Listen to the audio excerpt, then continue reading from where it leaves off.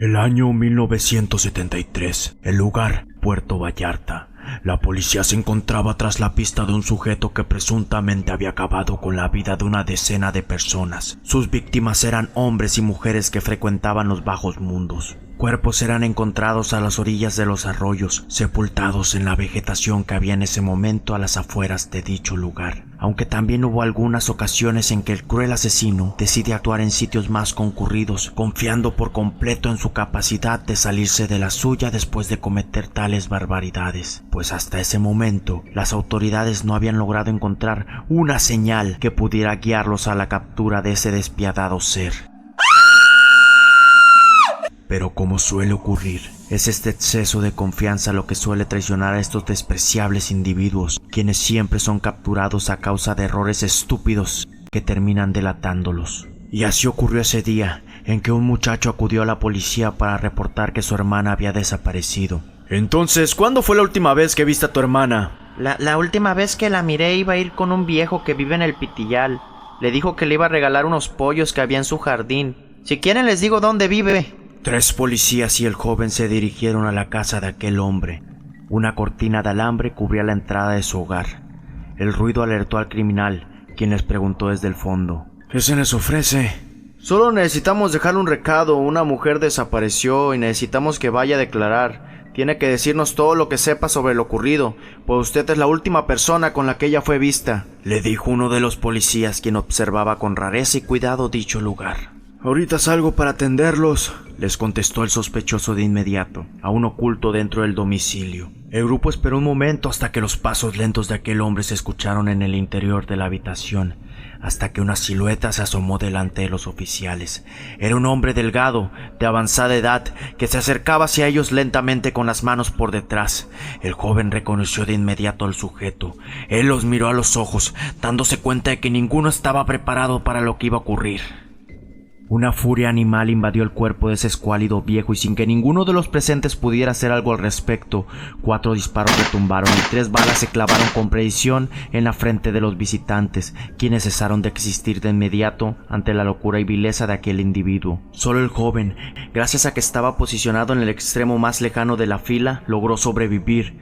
El muchacho corrió de inmediato y el viejo le siguió descargando pólvora detrás suyo. ¡Déjame, por favor! ¡Déjame en paz! El joven corrió en diagonal y logró evitar los impactos del arma hasta que pudo desaparecer de la vista del asesino. El anciano, después de su fallido intento, regresó frustrado a su hogar y tomó todo lo necesario para irse de allí. Pasó por encima de los cadáveres de los policías y huyó del lugar, dejando un rastro de sangre detrás de él. El muchacho, una vez que logró escapar de ahí, dio aviso a los militares de lo ocurrido, quienes de inmediato se acercaron al lugar. Sin embargo, el viejo ya se había marchado y lo único que lograron descubrir fue el nombre del criminal: Celerino Pedrosa. El pánico invadió la zona. Este acontecimiento quedó marcado en la psique de aquellos que fueron contemporáneos a estos hechos. Los medios de comunicación lo llamaron el Chacal. Las familias se encerraban temprano en sus casas ante la alerta que sonaba en las radios locales.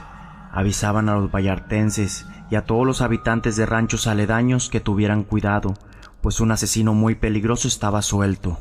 Miguelito, métete ya. Métete, te va a salir Celerino, ¿eh? No, ya voy. 8 días habían pasado ya desde el enfrentamiento. Ese día, oculto en la oscuridad de la medianoche, el hombre se había alejado de esa ciudad escondido en el monte, en busca de un lugar donde comenzar de nuevo con sus fechorías. Pero el destino no le dejaría salirse con la suya en esta ocasión. Caminando por la aún sin terminar carretera que llevaba a Compostela, alguien atisbó y reconoció de inmediato al asesino.